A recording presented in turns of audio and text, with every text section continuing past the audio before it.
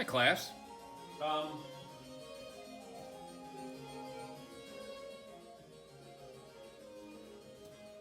I turned down the music a little bit. You know, I was going to have you do a dry technique on top of a different painting, just a whole new painting, but I changed my mind after working on this for a bit and letting it dry some.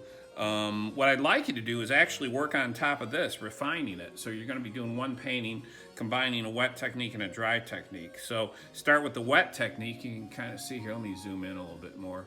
How I've got kind of the basics down there. And then what I like to do is just dry brush over the top of this painting. Music's too loud.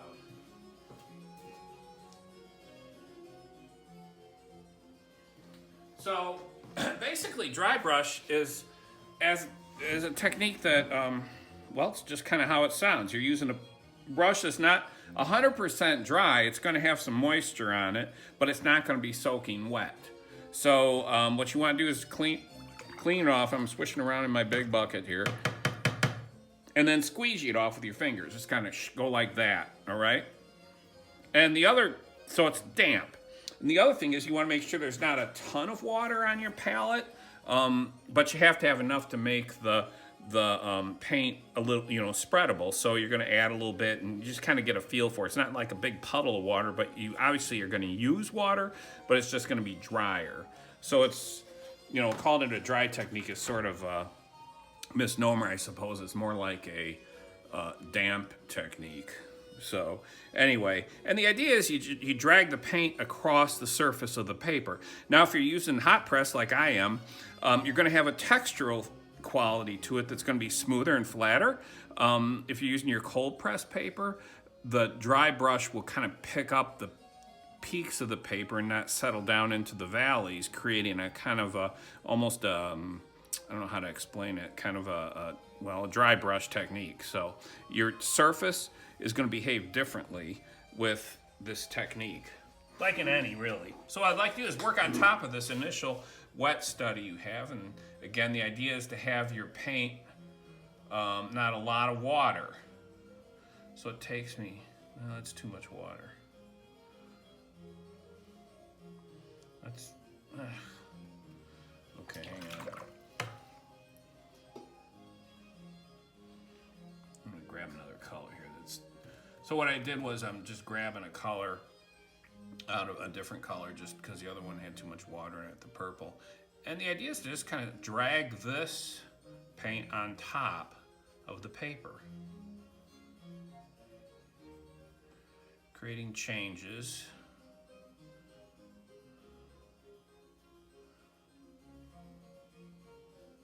You can see it doesn't spread. It's a little bit, a lot of you might like this because it's a little bit more like drawing.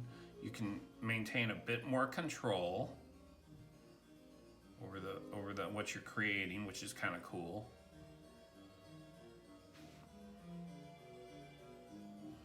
And you can even kind of start drawing it with it and refining areas a bit more.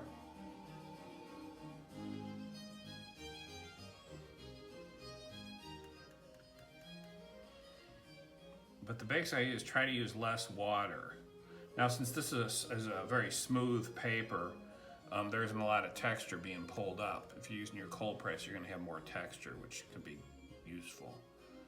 And you can do more linear work with this technique.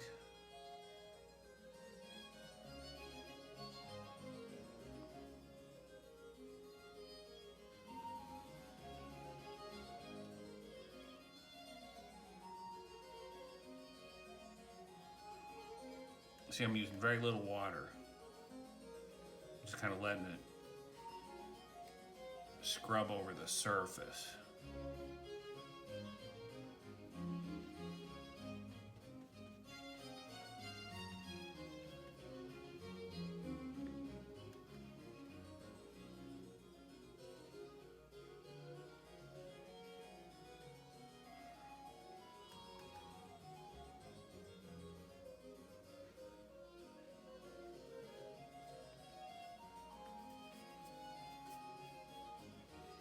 In oil painting, we call this scumbling. Now I'm going to add just a little. The brush is getting like way too dry, so I'm adding excuse me, just a tiny bit of water to it, squeegeeing it out. So you have to kind of gauge it as you go along.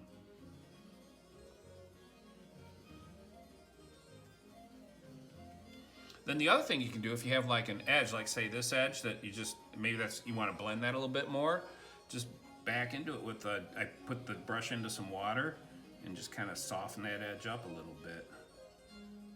See how that worked? A little bit. Okay. So again, my example here is a quick one. Oh, and you can start using, hang on.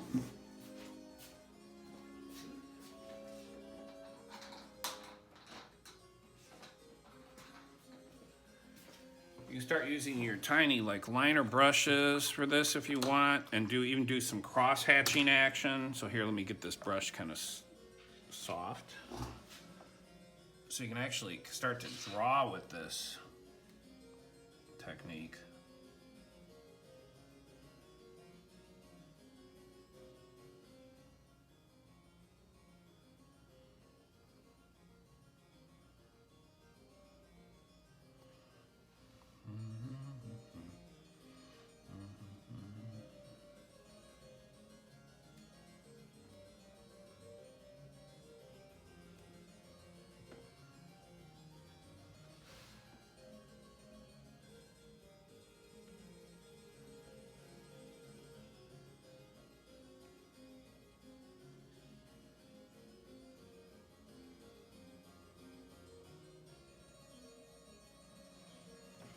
Water. The smaller brush requires more dips into the well. Oops.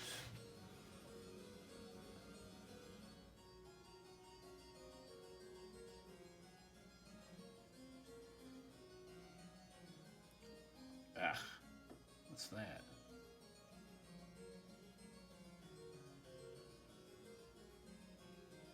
So that's the dry brush technique. Okay. If you have any questions, like always, shoot me an email.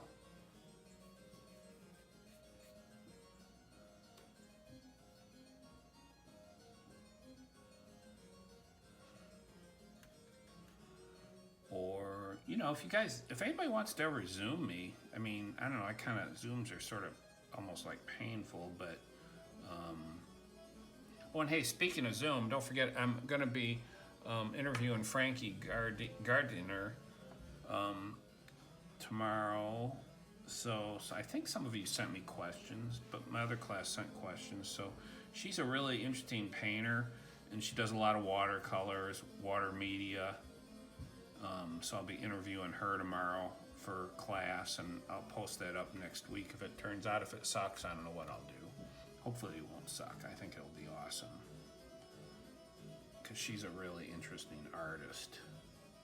And if you haven't had a chance to look her up, check her out. I put some links on the D12 thing. One of the hardest things to do, I guarantee you, is to paint in any serious manner and talk. Okay, so this isn't perfect, but it's okay, right? So, wet into wet, let it dry, put dry brush on top of it. A nice, simple but interesting object. Have a good weekend.